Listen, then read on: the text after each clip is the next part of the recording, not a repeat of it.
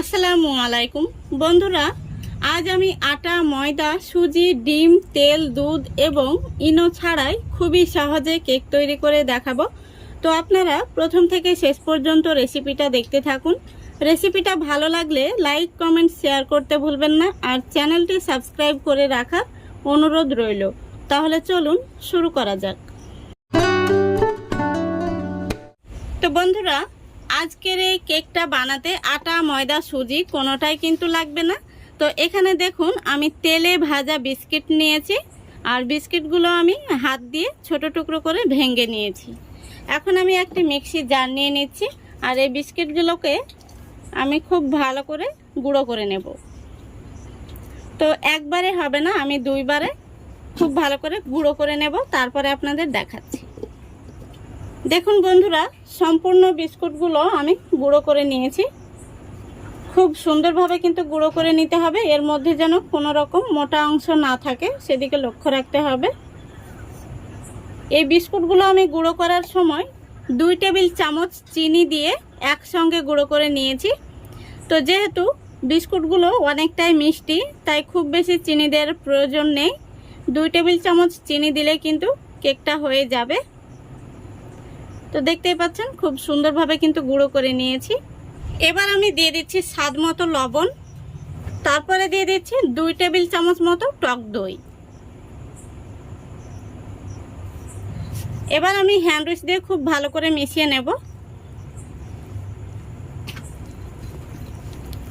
দেখুন টক দইটা মেশানো হয়ে গেছে।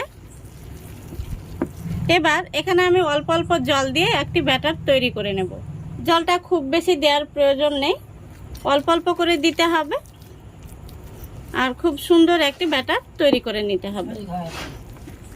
তো বন্ধুরা, দেখতেই পাচ্ছেন আমি অল্প অল্প জল দিয়ে ব্যাটারটা তৈরি করে নিয়েছি। এখন আমি এই পর্যায়ে দিয়ে দিচ্ছি হাফ টিস্পুন বেকিং পাউডার, আর হাফ টিস্পুনের অর্ধেক দিয়ে দিচ্ছি বেকিং সোডা। এবার দিয়ে দিচ্ছি হাফ টিস্পুন জল।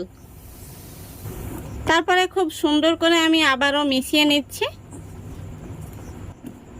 দেখুন খুব ভালো করে আমি মিশিয়ে নিয়েছি। এখন আমি সবশেষে দিয়ে দিচ্ছি 3 থেকে 4 ফোঁটা মতো চকলেট এসেন্স। আপনাদের কাছে চকলেট এসেন্স না থাকলে আপনারা ভ্যানিলা এসেন্সও দিতে পারেন, অথবা দুটোর কোনোটাই যদি না থাকে তাহলে সামান্য পরিমাণে এলাচের গুঁড়ো সেটা দিয়ে দেবেন। তো দেখুন খুব ভালো করে আমি মিশিয়ে নিয়েছি। তো কেক তৈরির জন্য আমাদের ব্যাটারটা কিন্তু একদম রেডি হয়ে গেছে। ব্যাটারটা দেখে আপনাদের বুঝে নিতে হবে, এরকমই হবে, এর চাইতে কিন্তু পাতলা করলে কেকটা ভালো হবে না। এই দেখুন, এখন আমি এটাকে একটা সাইডে সরিয়ে রাখছি। এবার দেখুন কেকটাকে বসানোর জন্য আমি একটি স্টিলের বাটি নিয়েছি।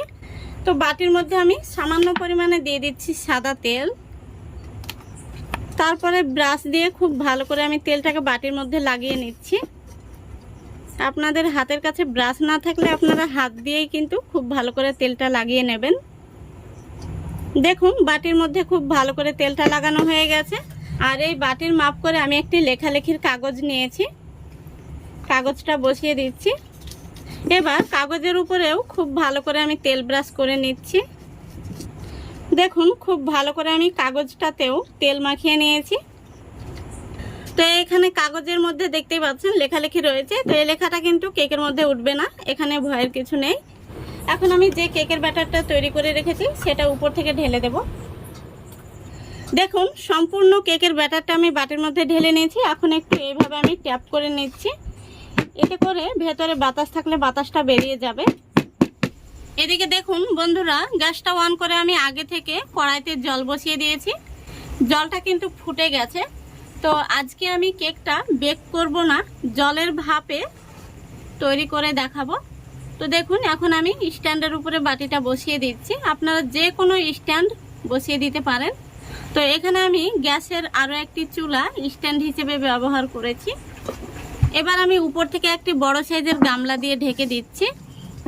এবার গ্যাসের ফ্লেমটা আমি একদম লো ফ্লেমে রেখে দিচ্ছি, আর এইভাবে লো ফ্লেমে রেখে কেকটাকে আমি জাল করে নেব 20 মিনিটের মতো। তো ফিরে আসছি 20 মিনিট পর।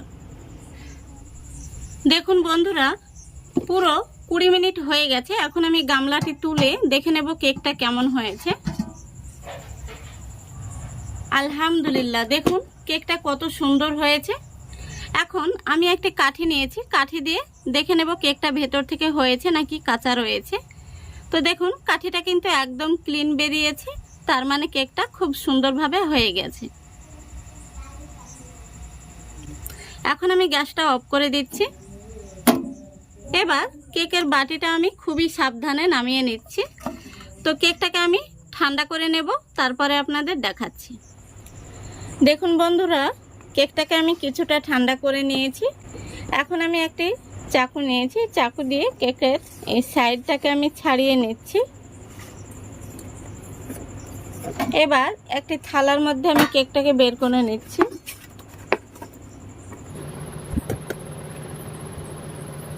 দেখুন কত সহজে কেকটা বের হয়ে চলে এলো।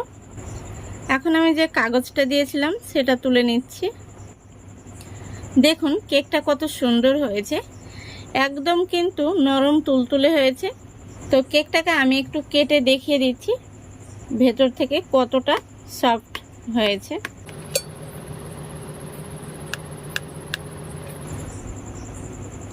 দেখুন, আশা করি দেখতে পাচ্ছেন কত সুন্দর হয়েছে। এই দেখুন একদম নরম তুলতুলে হয়েছে।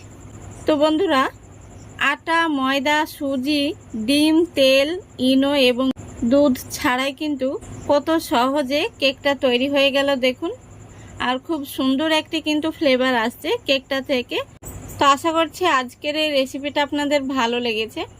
ভালো লাগলে অবশ্যই লাইক, কমেন্ট, শেয়ার করে দেবেন এবং চ্যানেলটিকে সাবস্ক্রাইব করে অল নোটিফিকেশানটি অন করে সঙ্গে থাকবেন। আজকের মতো এখানেই বিদায় নিচ্ছি। সবাই ভালো থাকবেন, সুস্থ থাকবেন। খোদা হাফেজ।